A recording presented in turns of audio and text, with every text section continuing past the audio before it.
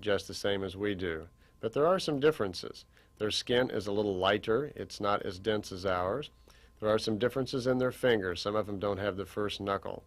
They live to be 700 to 1,000 years old. They spend their first 70 years in educational process learning many different types of professions. They're not superhuman. They're just like us. They have to constantly evolve. They have to constantly learn.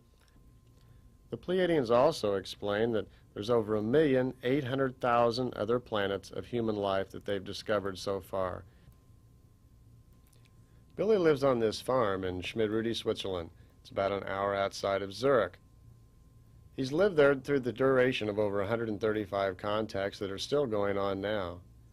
At almost every contact, he'd feel a cooling sensation and be led out to some remote area in the forest, and the ships would come and get him. Over the years, Billy has amassed piles and piles of notes on information on all sorts of subjects, from history to creation to spiritual information. He still lives there operating the Semjase Silver Star Center in Switzerland, writing his books and continuing with his contacts at this time. In 1976, we took this picture of Edward Albert Meier as he sat in front of his house as the contacts were still happening.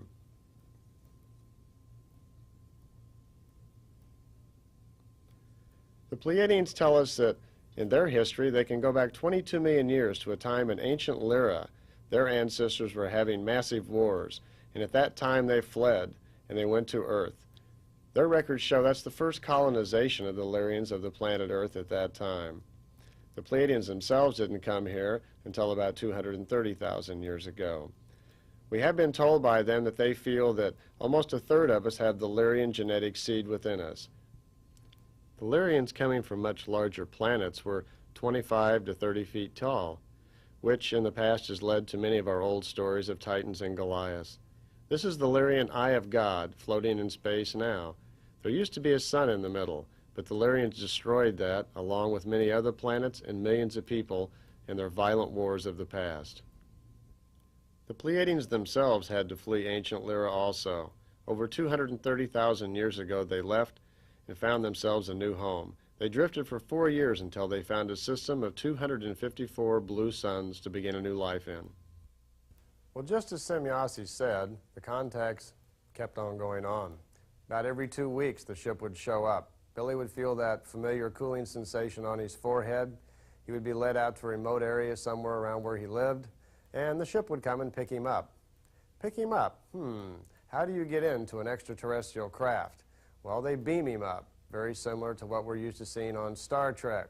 Billy says it's fairly similar, but there is a catch to it. You see, the Pleiadian ships are designed to beam up Pleiadian people, for the most part, and it's based somewhat on their level of emotions, and their emotions are a little different than ours. You see, they're a little finer. They don't have many of the emotions that you and I are still working out, hate, anger, and some of the other frustrating things. Those lower, baser energies can get in the way. Billy says if he has any anger, fear, jealousy, or he's just worried about things, that once this beam takes him apart molecularly and brings him up into the ship, he may not come back together exactly the way that he started. So the Pleiadians early on in the contacts had a habit usually of picking Billy up when he didn't even know about it, when he was clear of mind. Think about that. Billy may have been standing around the farm sawing a log or working with something and suddenly find himself just standing inside of the beam ship holding his saw. Quite often they would also pick him up out of his office where he may be clear of thought or just concentrating on them. Good way to fly, right? There's another way to get up into the ship. You can be lifted up also by virtue of what we might think of as anti-gravity. It just lifts you up. They look at it more as a way of lifting up cargo and things and don't usually use it for people. Billy's tried that. He says usually the ship might be up 300, 400 meters or so, and this lifting sensation just starts pulling you up into the ship. Now when that happens, it may take 4, 5, 6 seconds for you to get all the way up into the ship. You can see everything around you as you go flying by the trees and find yourself zooming away from the ground. Now there's a problem, he says, that if you fall off or you get upset and feel like you're going to fall over, and you do, there's no way to catch you. It's particularly spooky on your way down. So Billy says if you're going to have contacts with the Pleiadians and you have a choice, request beaming. You have whole organizations which investigate our beam ships, but they have little material that is really authentic. However, the authorities already know much about our existence, but they continue to deny the fact of our existence, or even the fact of their research. They want only to rule the cosmos, but are not able to create on Earth peace among themselves. The Pleiadians have now lived for 50,000 years peacefully. That's because they say their government is a lot different than ours. They now let those with the most wisdom rule. Here in Andromeda live a race of people who no longer live in the material body, a race that has evolved to a point of light. The Pleiadians take suggestions from these people and live by that wisdom. Also, among the other questions that did come up, Billy had to ask, would they interfere in the event we had a nuclear war? And where do they draw the line? What is their sense of morality? The Pleiadians explained that they belong to a federation, you might call it, a group or an alliance of other races just like themselves that advanced to about the same level, and they'd all come together and decided, you might say, the rules governing planets like ourselves. The rules go something like this.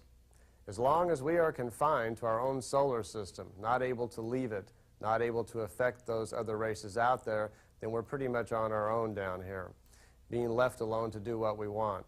Once we can leave our own solar system, though, and come out there, then we have to start bending to someone else's rules. There are already races out there that already have rules trying to keep the peace. They're a little worried about us leaving the planet the way we are, with so many nations arguing and bickering. This is something we have to work on. They don't interfere, they say, in our political or our power structure as long as we are confined to our own solar system. But the time is rapidly approaching when technically we're going to be able to leave, and then we're going to have to face up to that. They're concerned about whether or not we will align ourselves with them and with other peaceful races, or will we very stubbornly go ahead our own way. This is something that we have to decide. And neither is it consistent with the truth that our brothers and sisters come from other parts of space on behalf of a God to bring to the world the long-awaited peace. In no case do we come on behalf of anybody, since creation by itself confers no obligation on us. It is a law unto itself, and every form of life must conform with it and become a part of it. The Pleiadians have several different sizes of ships serving different needs. The one you're looking at, they think of as a time travel ship.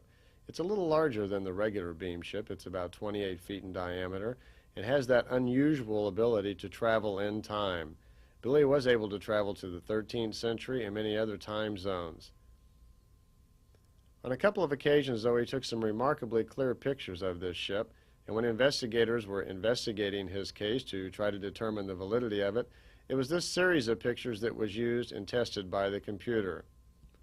This picture, called the sunshot, was important because it clearly shows the ship behind the tree, thus ruling out the possibility of small models. Pictures were taken to several different places and analyzed by a computer.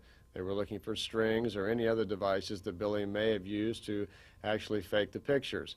Actually, models were even made at one particular time to compare with the real pictures to see if the computer could catch them. The computer caught them each time. This is a digitized picture or a blow-up of some of those pictures that were used by the computer. No evidence of a hoax has ever been discovered in Billy's pictures. Landing tracks were also investigated. Gamma radiation readings were found. Here's a picture of Billy standing by one of the landing tracks. The most unusual thing about the landing tracks, as you can see here, that even months later the grass was still growing the opposite direction. The ship apparently had overcome Earth's gravity and caused the grass to grow the wrong direction. Billy says insects by the thousands were attracted to it for a long period of time. The grass was never broken, it just grew the wrong way. On several occasions, Billy was allowed to actually make sound recordings of the beam ships as they flew overhead. Normally the ships flew very quietly, but when the screens were turned off allowing the sound to come out, Billy made the recording that you're listening to now.